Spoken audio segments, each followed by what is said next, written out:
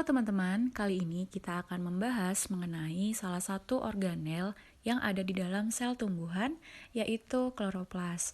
Nah, organel ini hanya dimiliki oleh sel tumbuhan dan tidak ditemukan pada sel hewan.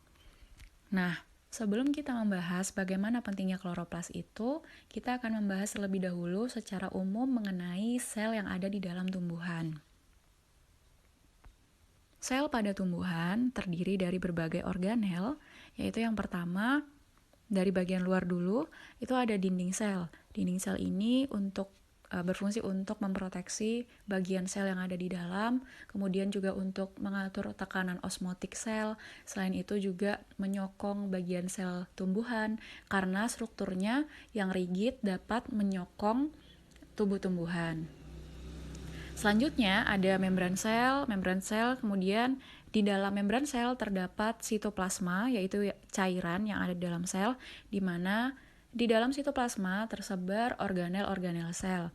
Organel-organel ini yaitu yang pertama ada kloroplas yang akan kita bahas nanti, kemudian ada peroksisom, selanjutnya ada mitokondria, lalu ada amiloplas, ada nukleus atau inti sel, dan inti dari inti sel ada nukleolus. Kemudian ada RE atau retikulum endoplasma yang banyak di sekitarnya ada ribosom. Ribosom ini berfungsi untuk sintesis dari protein. Kemudian juga ada badan Golgi di sini. Nah, itu tadi beberapa dari struktur organel-organel sel tumbuhan. Kita akan membahas lebih lanjut mengenai kloroplas. Oh ya, satu lagi ketinggalan, ini ada di tengah yang besar namanya vakuola. Nah, sekarang kita akan bahas mengenai struktur dari kloroplas. Nah, pada gambar ini bisa diperhatikan struktur dari kloroplas lebih detail, di mana kloroplas ini strukturnya yaitu dari bagian luar dulu. Bagian luar membrannya ada dua lapis. Jadi ada membran luar dan membran dalam. Nah, membran luar dan membran dalam, dan di antara membrannya itu terdapat ruang. Jadi ada ruang antar membran ya di sini. Nah, kemudian setelah membran ada stroma. Stroma di sini fungsinya untuk membungkus cairan kloroplas. Dan stroma ini merupakan tempat terjadinya reaksi gelap pada fotosintesis. Nah, jadi pada proses fotosintesis itu ada dua reaksi yang terjadi, yaitu reaksi gelap dan reaksi terang, di mana stroma ini merupakan tempat reaksi gelap gitu. Gelap. Ya. Kemudian,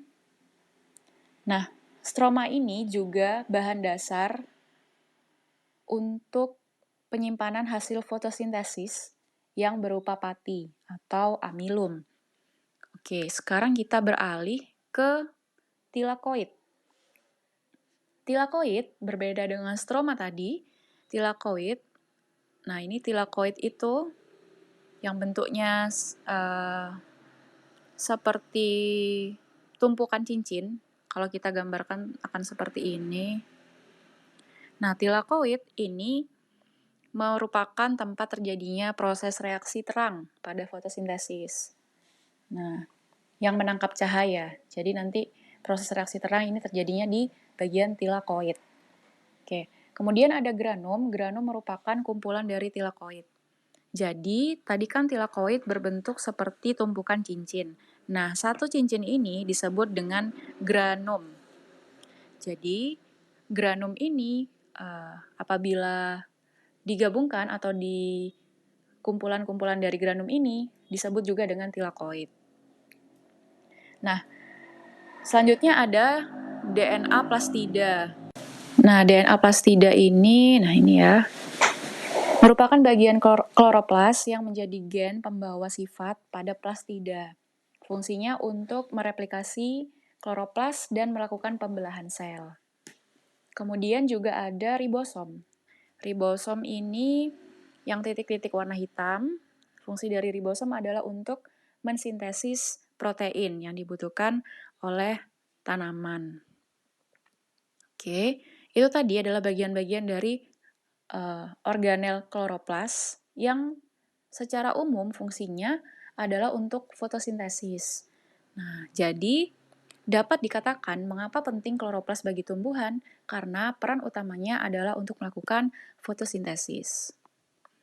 Jadi bisa dituliskan, kloroplas sangat penting karena berperan dalam proses fotosintesis, yaitu pada reaksi terang terjadi di dalam tilakoid dan pada reaksi gelap terjadi di dalam stroma.